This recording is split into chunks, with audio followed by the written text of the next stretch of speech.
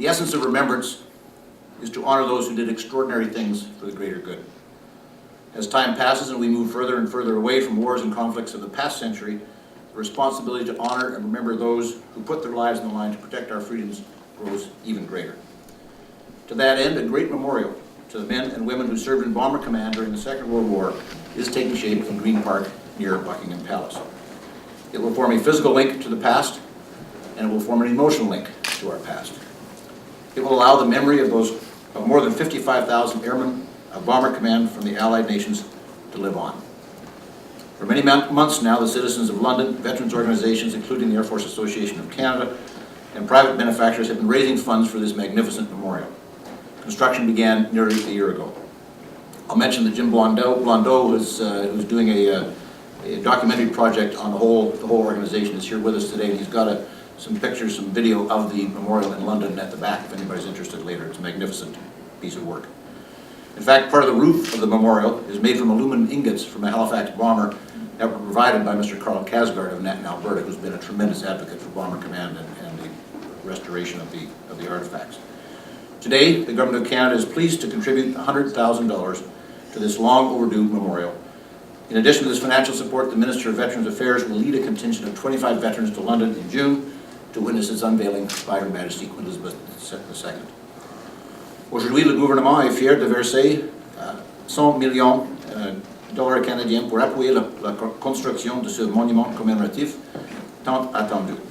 Outre cette contribution financière, le ministre Blaney dirigera un contingent de 25 anciens combattants à Londres en juin pour assister au dévoilement du monument. British Prime Minister Winston Churchill believed that combining Allied forces under Bomber Command was the only way to tip the balance of the war in their favor. He said, quote, "Air mastery is today the supreme expression of military power." Some of our Army friends may disagree, but we're Air Force here, so we obviously agree. The Allies recognized that a large contingent of bombers and highly skilled aircrew would be essential in overcoming enemy defenses and industrial production. Without the efforts of this dedicated multinational force, the course of the war may have been significantly different. But the cost was enormous. Bomber Command personnel suffered a death rate of no less than 44%. For Canada, is by far the highest sacrifice of any theater of war in Canada's history. What's more, of the approximately 125,000 who served in Bomber Command, almost 10,000 became prisoners of war, and another 8,400 were wounded in action. Canada's commitment to Bomber Command was 15 squadrons, which flew 40,822 missions. They flew in legendary aircraft like the Wellington, the Sterling, the Halifax, and Lancaster, models of which are in the display behind me. More than 10,000 Canadians lost their lives in service with Bomber Command. My own very small connection with Bomber Command occurred at RCF Station Gimli, Manitoba, when I was a teenager going through pilot training with the RCF in the 1960s. We were a bunch of young pups, and we hung out in the mess pretending to be cool. There were several associate members of the mess who seemed 100 years old at the time, but who bought us beer and told us war stories. One of those associate members turned out to be very special. Every historian here will know the story of Pilot Officer Andrew Minarski, Victoria Cross. On 13 June 1944, his Lancaster from 419 Moose Squadron was shot down over Europe, and everyone was ordered to bail out. Minarski, the mid-upper gunner, saw his good friend, the tail gunner, trapped in his turret. Minarski tried in vain, over and over, to free his friend, chopping at the turret with an axe. The tail gunner told him to save himself, and Minarski went to the door, saluted his doomed friend, and bailed out. Unfortunately, Minarski's parachute was on fire, and while he survived the fall, he died shortly afterwards. Miraculously, the tail gunner was thrown free when the Lancaster crashed uncontrollably and survived, later telling a story that led to the awarding of the Victoria Cross to Andrew Minarski. His name was Pat Brophy, and he was the associate member that we got to know in Gimli.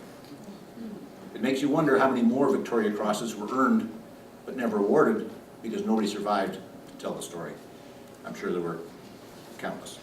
The Bomber Command Memorial will be a solid but powerful reminder of what our brothers and sisters accomplished and sacrificed. Canada made another significant contribution to Bomber Command. In the air war of the Second World War, we trained 135,000 aircrew in the British Commonwealth Air Training Plan. Badly needed pilots, navigators, gunners, and bombardiers received the best training possible at locations across Canada, including here in Ottawa. As a result, thousands of air personnel from across the Commonwealth and allied countries, such as Poland, Norway, and the Netherlands, came to Canada and learned their skills side by side. Serving alongside our allied brothers and sisters, Canadians truly made a difference in the war effort. Today, we remember them all, but specifically, we honor those who heroically served in Bomber Command. By supporting the Memorial to Bomber Command, taking shape in Green Park in London, we remember their courage in the face of incredible odds. We remember their dedication to freedom and the values of democratic nations. We remember their sacrifice. We will remember them. Nous nous souviendrons d'eux.